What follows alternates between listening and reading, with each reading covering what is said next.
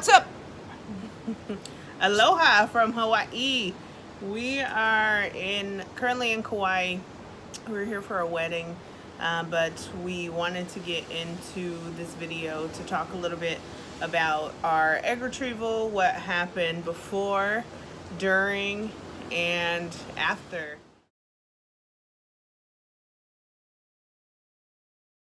Anyway, for those of you who haven't seen all of our videos, my name is Jenna and this is my wife, Tanea. Hi.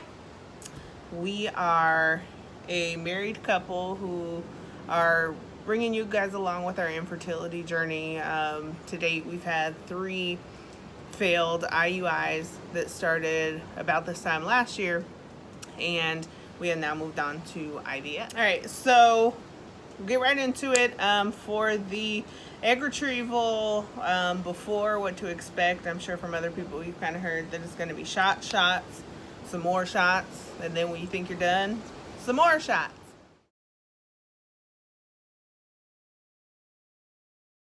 Or for your partner, it's going to be drink shots. More shots.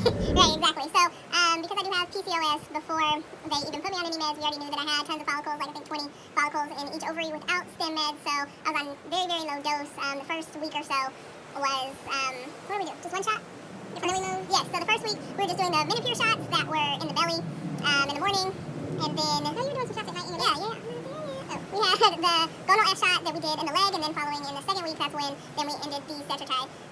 During one of those ultrasound appointments, we had a nurse that we usually don't have, and she recommended that you give each type of shot in a different area. So I was doing the Menopur in my stomach, the Gonal F in my right leg, and then the tetratype in my left leg. That way, if you had any allergic reactions, it was easier for them to tell what you were allergic to and adjust your medications that way. Also, we'll put in the link down at the bottom some of the videos where we did those shots live and recorded them, so you guys can take a look at kind of our method and how we went about doing the shots. And ice is your best friend when you're doing the shots. And then the second week, once we introduced the tetratype, then that's when we had the blood draw and the ultrasound every day, kind of just to see how things were progressing along. And then the nurse then told us when we would have our trigger shot. So we stayed on schedule to our initial calendar all the way through. So that was good. Stayed pretty much with the same protocol, all except for one day. They decreased my dosage of Gonal F, I think by 50 or 75 units, but then they brought it right back up the very next day. So, for us, Tanea, what do you think helped you feel like you were part of the process since you're not the carrying partner? I think for me it was more so being able to give her those shots. There were a couple times where, you know, I wasn't able to because I was doing something and it kind of made me feel like I was missing out. So I was a little bit disappointed when I couldn't be the person that was giving her those shots. So that was, you know, helpful, just mixing up the medications and drawing it up every morning. I mean, it does make you feel like you're a part of that process, and so that's what made me feel like I still had a little bit of say in there as much as I could. And to be honest, I didn't really feel bloated. My stomach was still pretty normal, flat, up to the retrieval. I think maybe I had like a slight little pudge towards the bottom, but nothing like I looked or felt like I was pregnant. Yeah, you can complain. Yeah, no, I wasn't uncomfortable really until the very end. I think during week 2, towards the last couple days before retrieval, I was more uncomfortable than anything, but you know, nothing that was unbearable. It probably really just felt like you ate too much and couldn't get comfortable in bed. So, but that might not be the case for everybody else. Guess it just depends on your body. I'm just giving our experience right. And what I experienced, so not to say that other people who did feel like they were already pregnant or felt like somebody's going to be in the comments like, what the hell? You said that this wasn't going to happen. I'm just sharing our experience. And then also, as I had said before, I already had tons of follicles before STEM started, so there was concern that I might get OHSS. Our doctor told us 1% of their patients do get it, and I was very paranoid about this because I understand it's painful. So I would say very early on into starting the STEMs, I was all about getting my electrolytes in, a lot of salty Gatorade. For me, I went for the lower calorie Gatorade. We try not to eat a lot of carbs and sugar in general, and then I already have a salt problem with my food anyway, so getting the extra salt in was not an issue for me. So I would say during the process, I feel like in general, my attitude was mediocre. I mean, for friends and family that are watching this, you guys know that I do have a fire tongue, but I tried my best to kind of contain it. I did find myself to be a little bit irritable, so kind of like PMS symptoms, but I don't know. Tanea, you can say. It was kind of on and off, though. It wasn't necessarily like all the time. You were just, nah. I think for her, it was, she had her moments where she just kind of was irritable, didn't want to be bothered or something like that, or every little thing would kind of tip her to the edge. So that only happened once every blue moon. It wasn't an everyday occurrence, but we got through it. All right, we're still both living. Well, okay, so the hurricane's off and on. It's been pouring rain. The hurricane's not off and on. Or the hurricane's not off and on, you know. The rain has been off and on. So if you see us like freak out, then that's because the rain is starting up, and you might. So now we're gonna move on kind of to the process on the actual day of retrieval. So this is after, you know, the 48 hours prior, we pulled the trigger shot. Those couple days were uneventful. So we got to the clinic. They had very specific instructions on where to park, who to call, how to get up to the surgery suite. So we did all that. They asked that we arrived about an hour prior to my surgery time. Which gave plenty of time for us to kind of get adjusted to the pre-op room, which looked like a prison room. It was very bare bones. Like, it looked like a paper plate bed and really nothing else. Like a machine to take my vitals, whatever that's called. I'm not a nurse, I don't know. But just basically to get comfortable, I talked to the anesthesiologist the night before, so I knew what to expect. I talked to him during an anesthesia consult. That's another thing that I think dependent on your BMI and maybe some other issues that they'll want you to talk to the anesthesiologist in advance of the night before surgery. So they'll have you do what they call a bang stop questionnaire, which is basically just a series of questions, and if I think you answer yes to more than 2 or 3, then they might want to talk to you a little bit further to see what the likelihood is that your airway is going to be blocked, or it's going to be hard for them to put you down or to get you back up. So even though I did not answer yes to more than 2 of those questions, they still had me come in. I think, to be honest with you, that there was a mix-up at the office, but whatever, that's fine. So then the anesthesiologist comes back in, talks to you a little bit about what to expect. Unfortunately, our doctor... He's never there. Can we say his name? Do we not say his name? Dr. G. Yeah, so we're being treated by Dr. G at Colorado Center for Reproductive Medicine, and he has been amazing. Our nurse has been amazing. Get in, change, put on your little nightgown, then they go and they put in they put in your IV. Fortunately, the nurse said that my vein was tiny, and I got the baby IV because I'm terrified of needles. So that was good. Then they let you go back into the OR. Let me go into where you were getting the pre-op room. Yeah. So I got a chance to kind of record and take pictures of her getting ready to do anesthesia and stuff like that. And then I got a chance to meet one of the nurses as well as the anesthesiologist. So that was pretty cool. And then they had me go back to the waiting room. I was only there for maybe about 20-25 minutes. Then they came back. They got me. She was a little crazy out of it. What you were gonna be looking like, so I was like, I don't want to. A mess. I'm sure I probably. She wasn't looking a mess. She was just talking crazy. She was talking about she felt so good. She was ready to go to the club. Talked to the nurse a little bit about just a couple of questions that we had after the procedure, and then she was able to eat some crackers, graham crackers, and able to have some juice and water. So that was about it. But as you guys probably have seen, that a lot of people have like whole giddy ups for their retrieval and all that. I just did socks. They weren't anything crazy. They just look like little fried eggs. So I think that the fun socks, it kind of was, you know, not required, but I think definitely kind of a fun distraction, and gives you and your partner and the nurses something else to talk about. Our nurse did notice the socks, and so she kind of put 2 and 2 together. So that's pretty cool, because we just had something special kind of between us that we wanted to do, and for somebody else to kind of recognize, like, oh, that's pretty cool. That was make sure they give you pain pills, though, because as much money as I'm sure everyone knows that you spend on this, make sure that they give you a few Tylenol to go home, because you're going to want that every couple hours.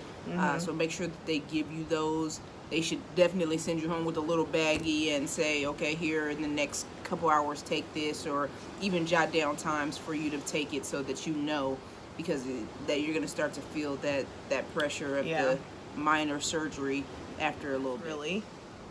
Your first meal out of the doctor's office? Yeah. Pancakes. Went to IHOP. Oh yeah. Okay. So our final result, or do you have anything else you kind of want to share about the experience? I'm more interested like how you kind of felt about it or feel about it to date. I mean, minus the final result. We'll get into that in a second. I mean, I think everything went well.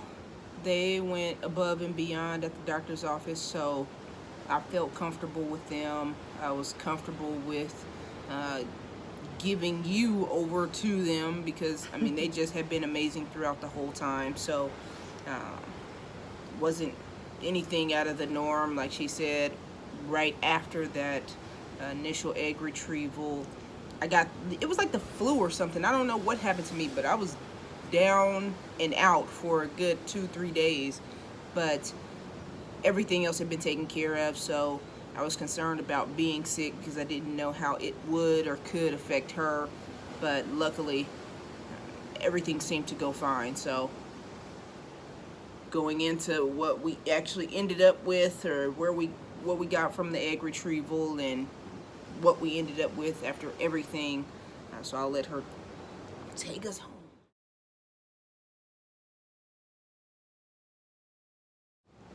After the retrieval, I think right before we left, our nurse came and told us what they retrieved.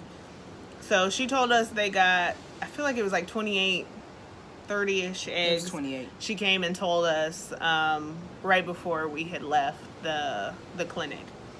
So then a little bit later in the day, was it later in the day or was it the next day when they told us the other number? Well, no, the actual doctor that did the egg retrieval came out and she told us, she's like, okay, there's 28 and I have to go because I have another patient, but I believe that they were still counting. Yes. So then I forget if it was later or they called us or whatever, but that was to tell us that they actually retrieved 36 eggs. 15 of those 36 were mature. And then this is from, now these numbers now are from the next day. So they call you the next day and give you the fertilization report. So then out of the 15 that were mature, they said that 11 fertilized. And then they had a couple more, about 9 or so, that they wanted to watch overnight and see if they were mature and able to be fertilized. So then the next morning they called back and said that they were able to get another 9 matured and all of those fertilized. So then between day 1 and 3, you're hearing from them, just about every day. And then you don't hear anything for another 3 days. It's the longest days ever. It's long, but it's not quite long. So, those of you who have tried maybe IVF or, any type of conception and you're in the 2-week wait, which I thought was torture then, even these little 6 days seem like really long. But then by the time we got to the actual 5th or 6th-ish day, then that's when they called us and told us that we had 13 embryos that survived to day 6. So that's really good because I was hoping for 10. I would have been happy with 10. I would have been happy with 8, 6, something like that. I don't know. How many did you think we were going to end up with? I thought it was going to be right around like the 10 number. So, I mean, we're really happy for that. And then that's when they did, at day 6, that's when they did the biopsy on all 13 and then put them all into freeze. And then we had to wait for the CCS testing. Yeah, okay. So then the day before she left, Dr. G gave me a call. He left me a super long voicemail, which I was glad for. I hate when they're like, call us back. Oh my God, I thought a bug was on my back. They're like, call us back, and we got to tell you something, and then you play phone tag. But he left us a very detailed message. So out of the 13 embryos, we had 7 embryos that were normal, that we potentially will use for transfer, and then there were 6 that were abnormal. But he didn't really go into more detail than that. We do have a CCS regroup meeting with him, but due to his surgery schedule, we would not be able to talk to him until next Monday. Today is Thursday, so we have a few more days to go. If you guys, like, when we say 7 normal, 6 abnormal, sometimes we don't know what that abnormal means. So if you guys want to comment and kind of let us know your experience on what some of your abnormalities were in your embryos, or what you may have read on, we'd love to hear it. I've been inquiring about it. I'm sure that the doctor will tell us more, but I'm curious to know kind of what you guys' situations were and have been in the past.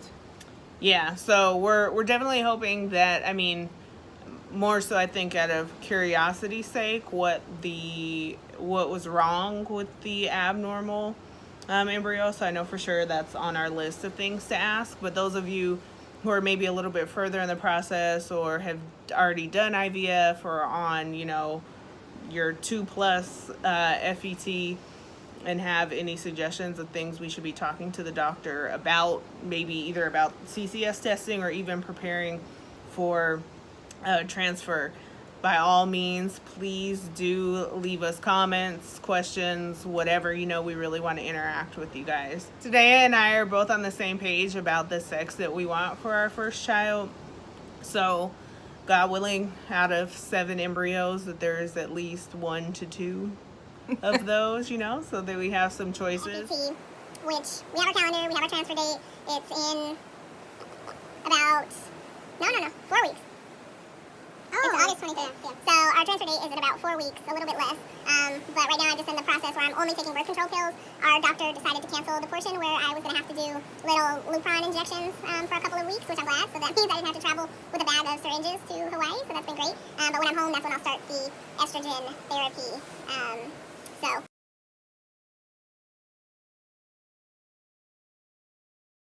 Let us know what you guys want to see from us. Primarily, this channel is dedicated to our IVF journey, for those who are just interested in what our experience has been like. Also for our friends and family to see kind of what we're going through. We found this is it's helpful for them to see these videos so that they can watch and go back and have their questions answered, versus us having to go through the whole spiel and with everybody and rehash the same kind of information over and over and over again. So it's kind of more like a resource for our family and friends. And then also, once our baby is old enough to understand what's going on, we think that this would be a cool thing for them to watch. So we'll also tell you about some other cool things that we're doing for our baby too. It's kind of like keepsakes when they're older to understand. So we're gonna finish enjoying our vacation, and we will be back to talk to you guys after we talk to the doctor. So peace. See you later. Bye.